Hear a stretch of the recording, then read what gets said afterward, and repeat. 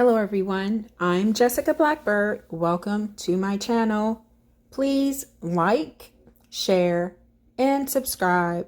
And if you don't mind, leave an emoji or at least a smile in the comment section. All of these things will help my little channel to grow and be seen by more people. Well, you guys, one of my favorite people on YouTube is Candace Owens. And no, I do not agree with everything that she speaks about, but lots of things that she brings to her channel are things that we should all be interested in.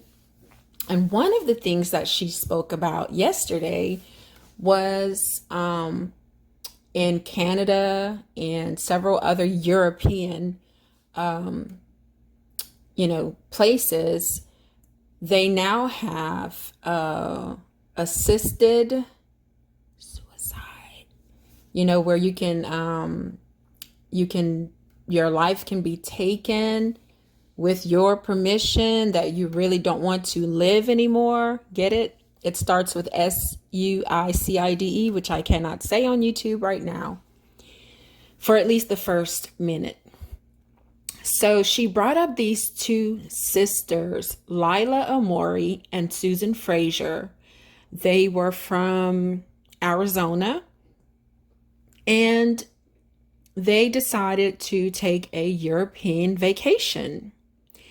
And these sisters, when they went on their vacation, their real objective was to end their lives. So I'm going to read an article by people.com, People magazine. Loved ones discover missing Arizona sisters died by assisted suicide on European vacation. And by the way, you guys, according to Candace, in Canada, these assisted suicides are free. So you don't pay anything to take your own life. I mean, I just don't understand this. Someone that I love, still love, my brother, committed suicide when he was only 24 years old. And it's been 26 years.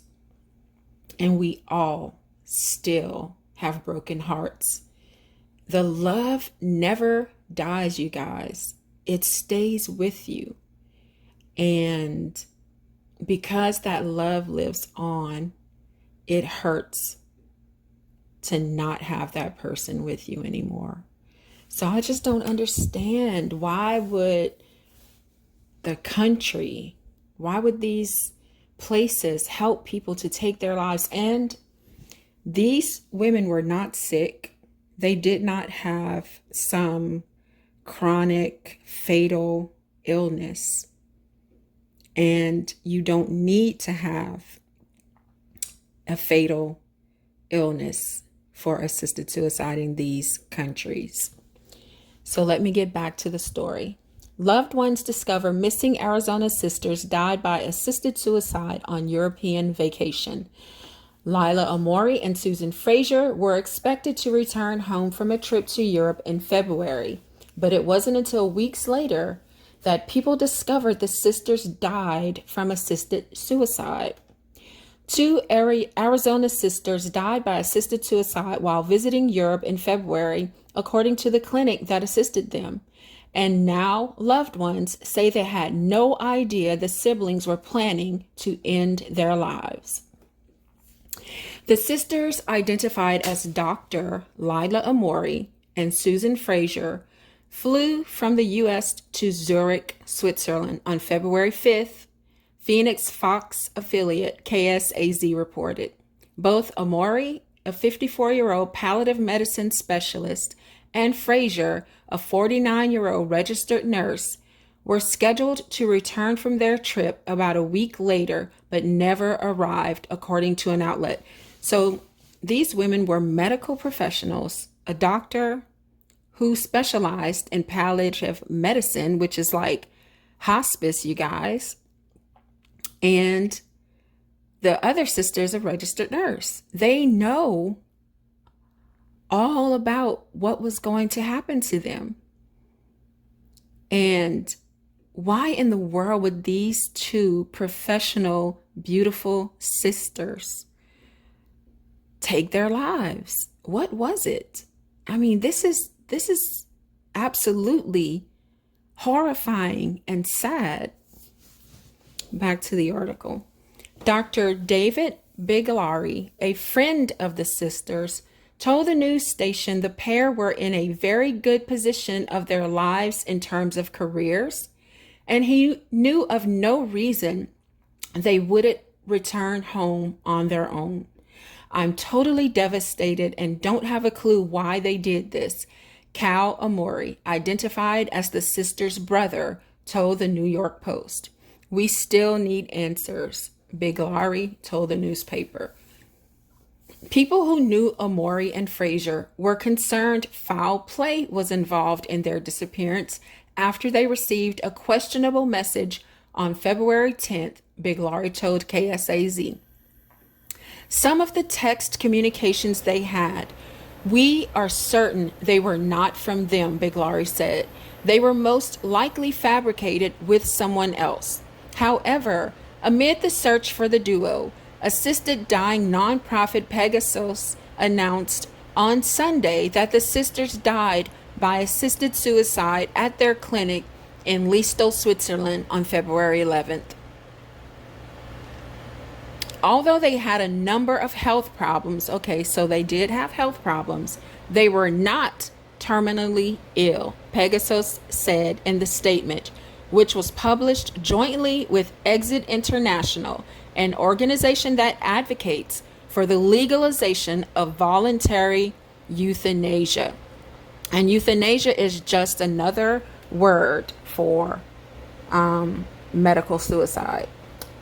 They expressed a strong wish to die together. The organizations claim the sisters researched other ways to die by suicide, but visited the Pegasus clinic due to their fear of possible failure.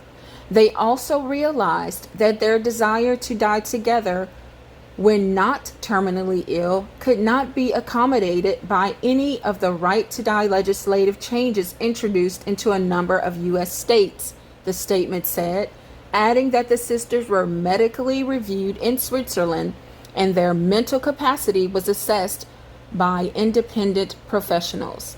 The deaths were also confirmed by the United States Department of State, KSAZ first reported. We can confirm the death of 2 U.S. citizens in Switzerland, a State Department official says in a statement to People. Out of respect for the privacy of the family, we have no further comment at this time.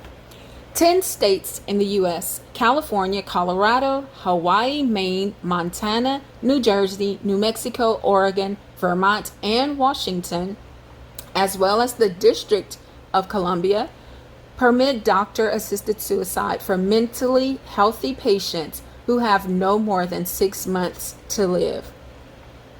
In March, novelist Amy Bloom opened up to People about her late husband, architect Brian Amish, who chose to die by assisted suicide in Switzerland in 2020 after learning he had Alzheimer's disease in 2019. He knew what he wanted.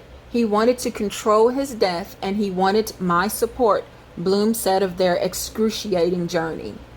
The topic came under national attention in 2014 when Oregon resident Brittany Maynard spent the final months of her life advocating for assisted suicide before ending her own life at age 29 during a battle with brain cancer. Assisted suicide in Switzerland has been legal since 1942, according to Dignity in Dying, a British organization. Well, you guys, I can see if a person is terminally ill and they're just suffering, that they may want to choose this. I can kind of see that choice, but for anyone in my family, I guess I'm a selfish person because I would want every single minute that I could have with that person. Because once your life is gone, it's never coming back. And I still cry, you guys, 26 years later, about my brother who took his own life with a shot to his temple. And we just never thought that it would happen. His life was changed because he was attacked by human animals. They took his ability to walk. And he was an upstanding person. He was going to be an ear, nose, and throat surgeon. He was super smart, super kind, but his life changed so drastically, and he was so young when it happened to him, that I guess we didn't see that he was so distressed by what happened to him.